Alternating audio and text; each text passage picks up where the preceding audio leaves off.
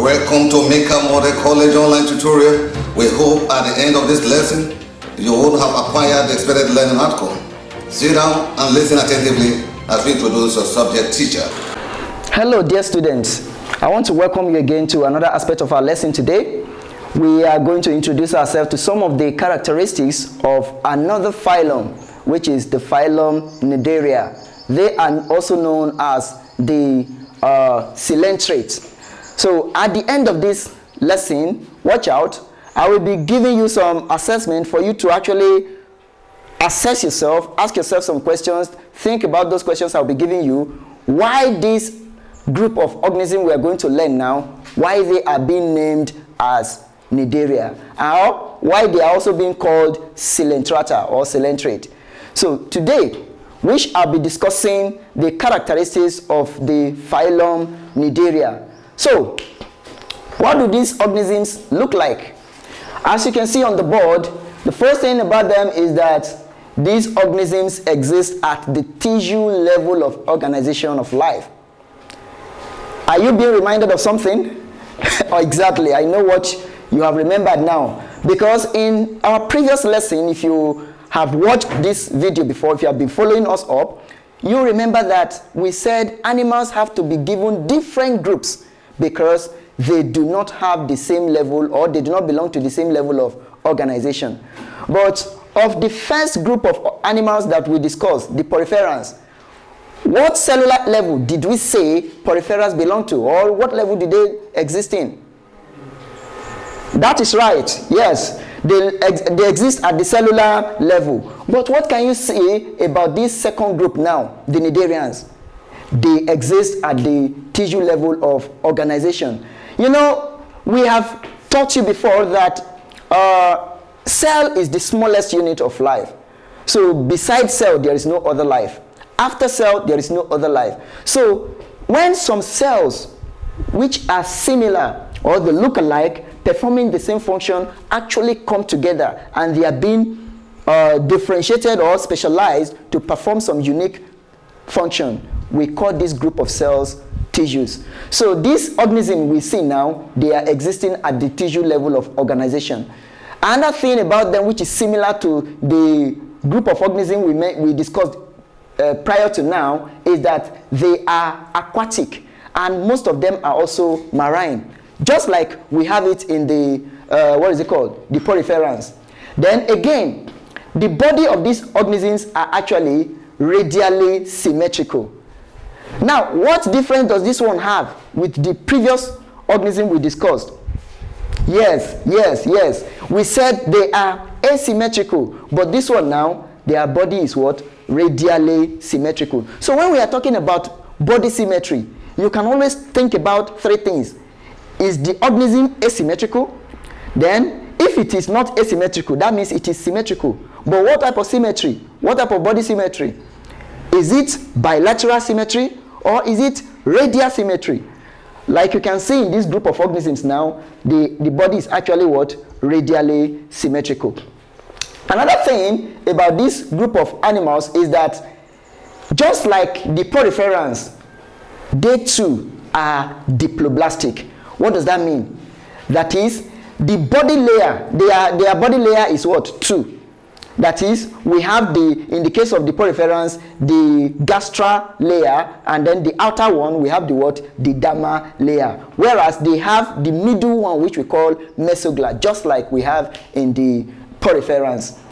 Another thing you will notice about this group of organisms is that they have gastrovascular cavity that is known as what?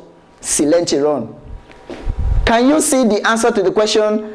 I mean, one of the answers to the question I told you earlier at the beginning that I was going to give you as an assessment, while this group of organisms are called coelentrate or coelenterata, because their gastrovascular layer or their gastrovascular cavity is called what? Coelenteron. That is what they get, where they get their name Coelenterata from.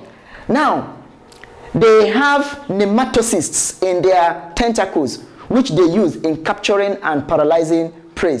This is their own mode of feeding. Please don't blame them.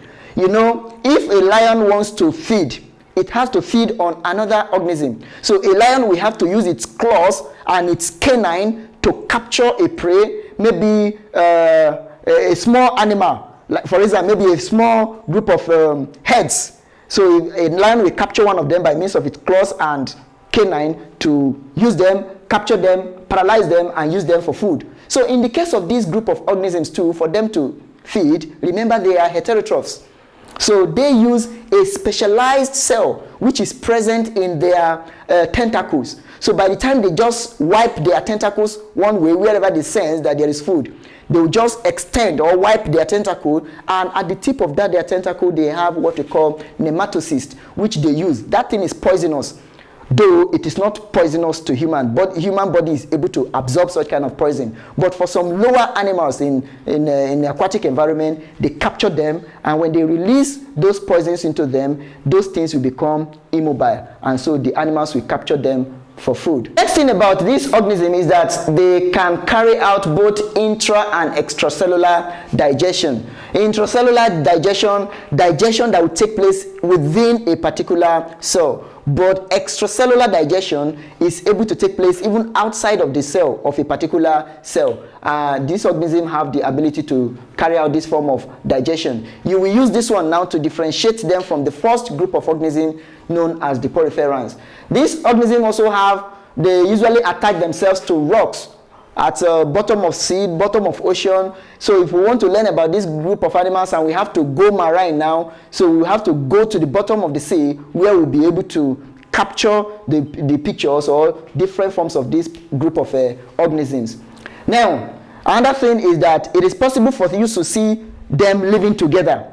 So you have one particular Cnidaria, another. So you have them living together like that in group. This one is known as colony, but it's also possible for you to see them living singly. That is what we mean by solitary. They lack nervous system and circulatory system. You would want to remember that these organisms are still existing at the tissue level of organization, so they don't have those systems yet. Another thing about them is that they carry out excretion and respiration in a simple way by means of simple diffusion. So this is what will happen because these organisms are just getting developed or undergoing development.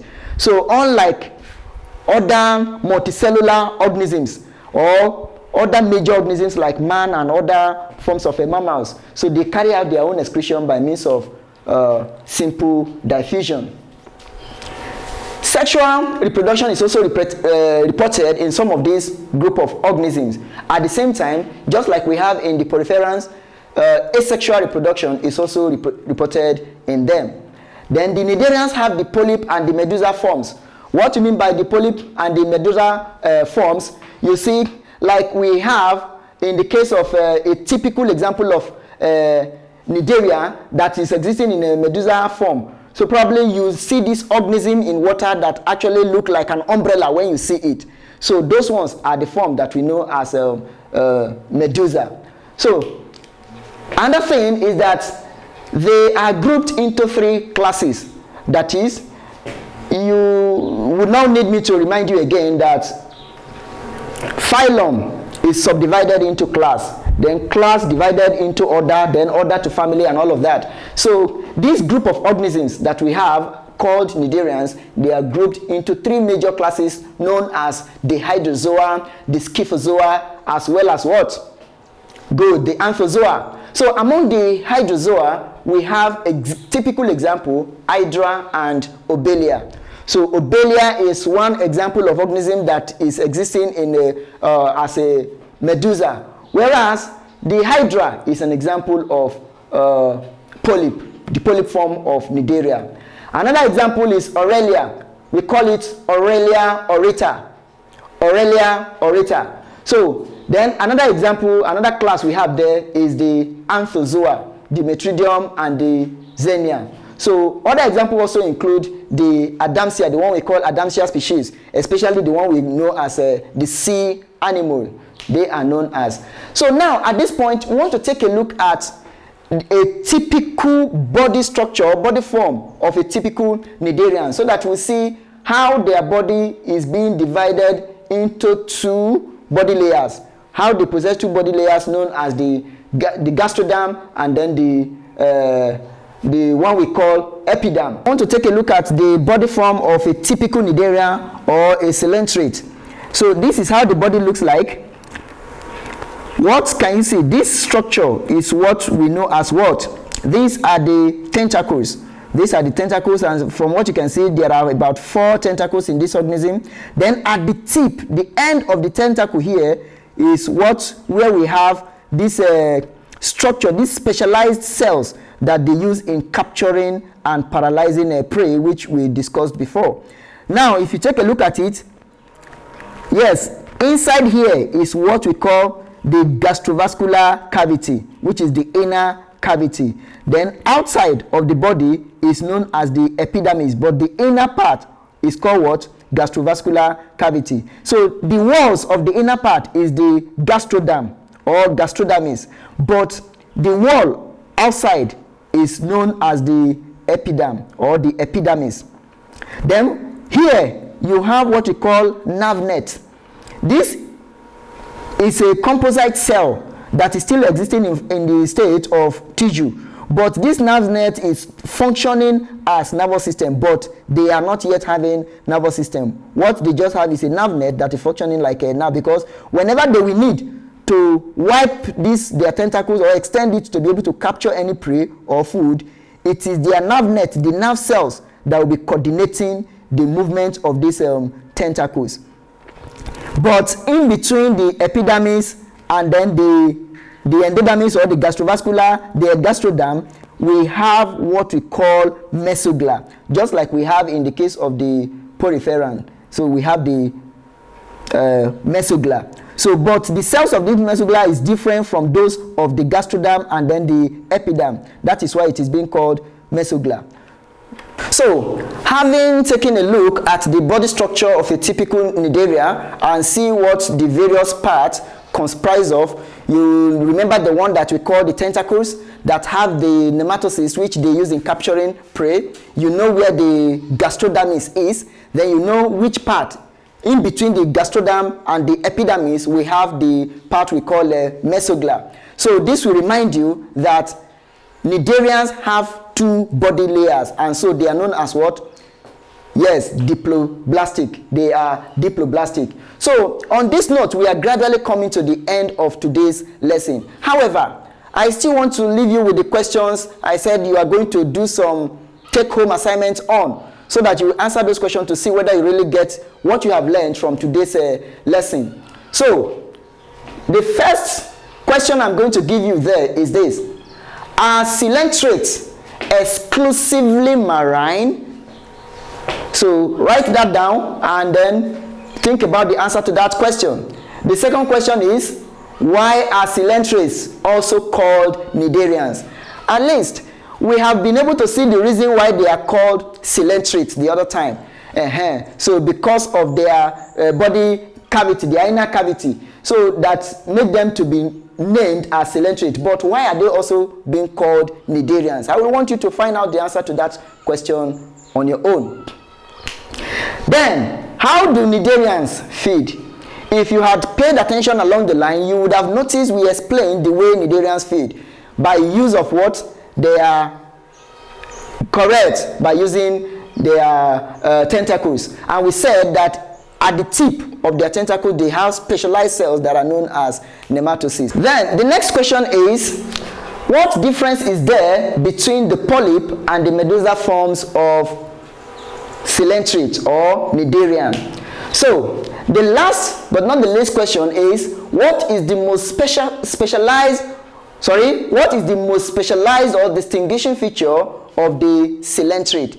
Something makes each of this group to be special or unique, different from other animal groups. So what is that distinguishing feature that you will be able to notice from coelenterate, especially the one that made them to be called either Cnidarian or Coelenterata? Thank you. So on this note, we are drawing the curtain close. We are coming to the end of today's lesson. We have just learned today about the characteristics of the Cnidarians. We have seen what those characteristics look like, and we have discussed some of these special feature they have, like the possession of tentacles, which they use in capturing their prey.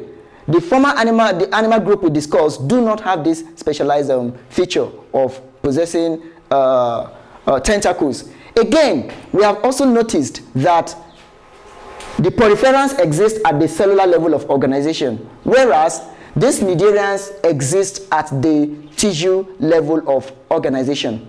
What do we look forward to obtaining from the next group of animals we are going to discuss?